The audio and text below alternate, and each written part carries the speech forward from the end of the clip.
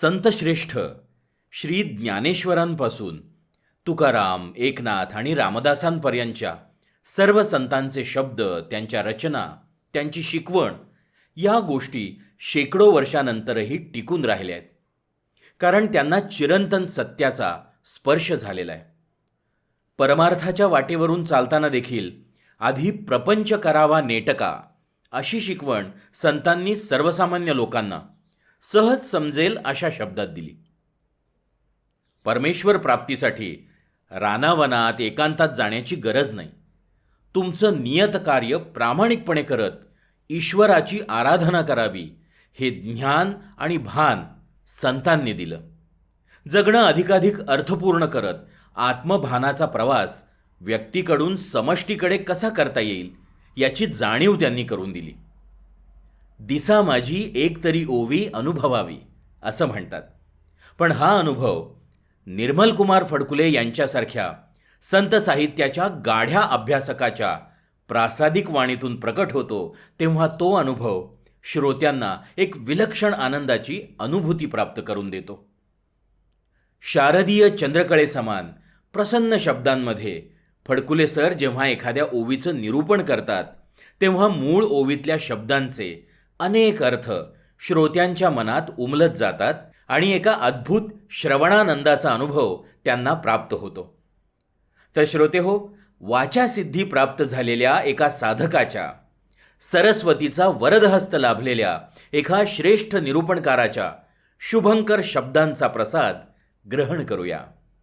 प्रपंची असूनी परमार्थ साधावा, वाचे आठवावा पांडुरंग.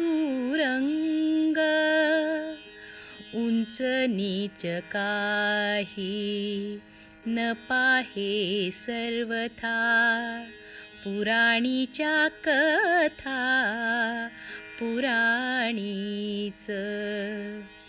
घटका आणि पळ साधी उतावीळ, वाऊ गातो काळ जाऊ नेदी. सावता म्हणे कांते जपे नामावळी, हृदय कमळी पांडुरंग पांडुरंग. प्रपंची असूनी परमार्थ साधावा. प्रपंचाचा त्याग केल्याशिवाय परमेश्वराची प्राप्ती होत नाही असा एक समज दृढ झालेला आहे. परमेश्वर जर सर्वत्र असेल तर तो प्रपंचातही असतो. संसार सोडून रानावनात डोंगर कपारीत ध्यान करीत बसलं म्हणजे देवाची भेट होते ही कल्पना अज्ञानावर आधारलेली आहे. सर्व प्रकारची सांसारिक कर्तव्य पार पाडताना ती ईश्वरार्पण बुद्धीनं केली तर त्यांचा लेप आपल्याला लागत नाही. कर्मफुलं भक्तिभावानं परमात्म्याला वाहावीत, त्याचं स्मरण सदैव असावं. शेती करताना, मळ्यात फुलझाडं लावताना, मोठेनं मळ्याला पाणी देताना, उगवलेला भाजीपाला विकताना, वैयक्तिक आणि कौटुंबिक आवश्यक कामं करीत असताना ज्याच्या चित्तात परमेश्वर असतो, ज्याच्या जिभेवर पांडुरंगाचं नाव असतं, ज्याची दृष्टी आपल्या दैनंदिन कर्तव्यात देवाला पाहू शकते, तोच खरा धन्य होय. आपल्या प्रपंचातच तो परमार्थी होऊ शकतो. आपल्या जीवनातच तो परमेश्वराचं मंदिर उभारू शकतो. देवाच्या दृष्टिकोनातून कोणी उच्च नाही, कोणी नीच नाही हे संत सावतामाळी सांगतात. त्यांनी ईश्वर प्राप्तीसाठी संन्यास घेतला नव्हता. ते घाम गाळून आपल्या जमिनीतून भाजीपाला, फुलं फळं निर्माण करीत होते, श्रमाची पूजा करीत होते, प्रामाणिक कष्टातून आपल्या आणि कुटुंबाच्या आयुष्याला आकार देत होते. हे ईश्वराचंच काम आहे. परमार्थासाठी प्रपंच सोडून देण्याची कल्पना योगीजनांना मान्य असली तरी ज्याच्यावर प्रापंचिक जबाबदारी आहेत अशा सामान्य माणसाला संसाराकडे पाठ फिरवणं शक्य नाही आणि योग्यही नाही. राम आणि कृष्ण यांनी संसाराचा त्याग केला नव्हता. राजा या नात्यानं आपलं प्रजापालनाचं कर्तव्य संसारात राहूनच त्यांनी निष्ठेनं केलं, त्यातच त्यांचं महात्म्य सामावलंय. प्रपंचात परमार्थाचं सुख प्रयत्नानं निर्माण करता येतं. माणसं प्रापंचिक लोभात आणि मोहात गुरफटून जात असल्यामुळं त्यांना परमार्थ साधता येत नाही. प्रपंच आणि परमार्थ यांचा समन्वय हा विवेकानं निश्चितपणानं साधता येतो. संसारी असावे असोनी नसावे असं एक संत वचन आहे.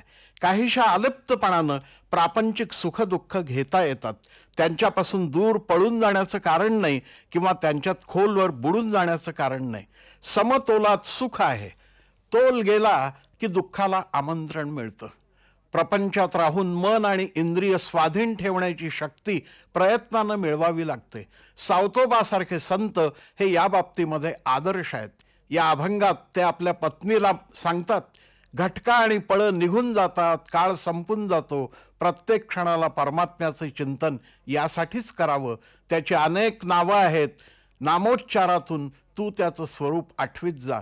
तुझ्या हृदयरूपी कमळात तो विठ्ठल प्रकट झाल्याशिवाय राहणार नाही. हे प्रपंच आणि परमार्थाविषयीचं चिंतन म्हणजे भक्तिकर्म प्रधान विचारांचं एक उत्तम दर्शन आहे. घरदार सोडण्यापेक्षा आपल्या घरादारातच परमार्थाचा मळा फुलवता येतो, हे संत सावतामाळी यांनी अतिशय उत्तम रीतीनं या अभंगातून सांगितलेलं आहे.